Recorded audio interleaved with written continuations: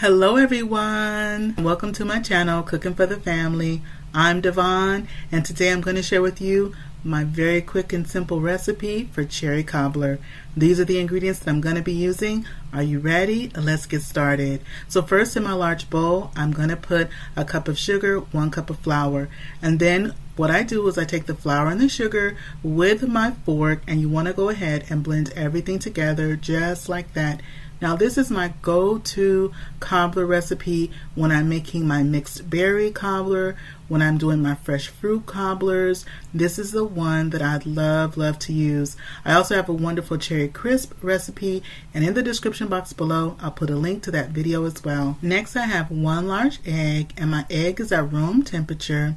And then what I do is I use my fork and I go ahead and I whip my eggs. It's important that you whip your eggs really well so that way the whites and the yolks together, they're well combined. So you want to make sure that they're well combined. Now after I've whipped them really good with my fork, then I go ahead and I take the egg that I just beat and I add it to the flour sugar mixture.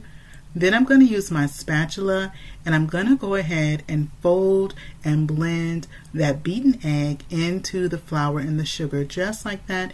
And what we want to do is we're going to start to create little crumbly pieces, and you want to be sure to break up any clumps because we want more of those crumbly pieces more so than big clumps. So use the back of your spatula, press down, and just kind of make sure that you're really blending as much as that flour and sugar mixture into the egg as well. Now it's not going to be a sticky dough at all. It's going to be a crumbly dough that we're going to be using. Now if anything sticks to the back of your spatula, go ahead and use either a butter knife or a fork to get those pieces off so that way they're part of your topping. Now once it's nice and blended and it's looking like this, I'm going to go ahead and grab my cast iron skillet that I've buttered. I use 1 tablespoon of butter. I also have my cherries. I'm using canned cherries, and this is a 21-ounce can of cherries. We're going to be using 2 cans of cherries, and you can use whatever brand of cherries that you like. I typically grab, usually what's on sale works fine for me.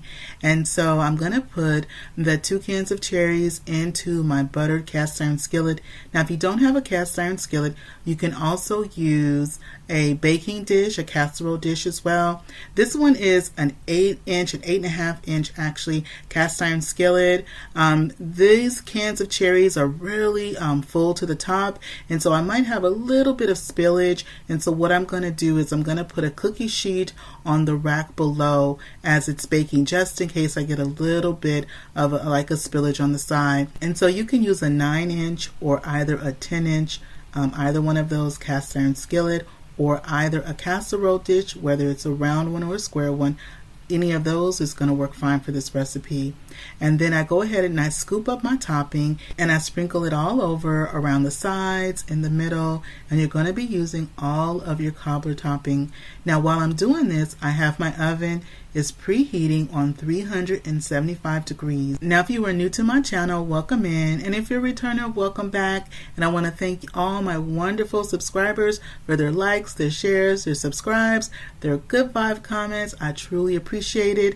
And if you have not subscribed to my channel, I hope you enjoy the content and consider subscribing.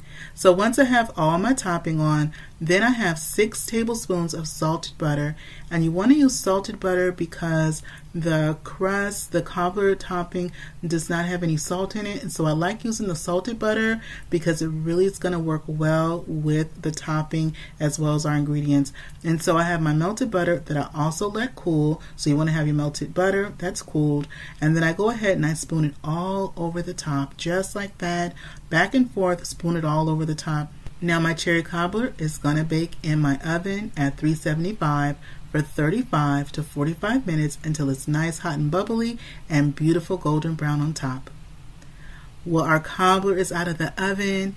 It has baked up nicely. It is a beautiful golden brown on top.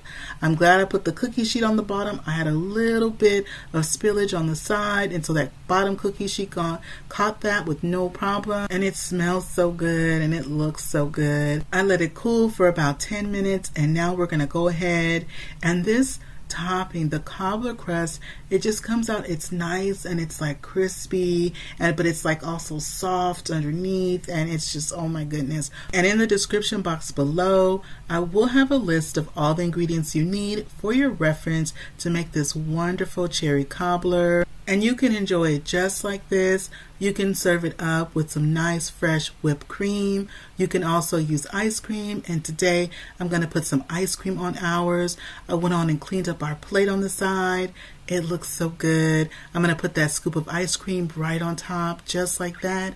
Let's get your bite ready. I got some of the cherries, some of that wonderful topping. Are you ready for your bite? Go ahead and take your bite.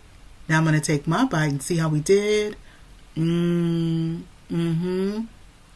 Wow. This cherry cobbler comes out so good, and this recipe is enough to serve 6 people, and the contrast of those nice tart cherries and the crust and the ice cream and the butter we put on top, that's it, y'all.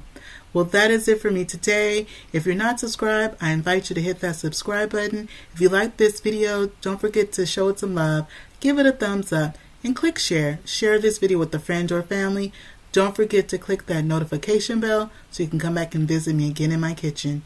And remember, it's always good when Dyvonne is cooking for the family. I'll see you on the next one. Bye-bye, everybody.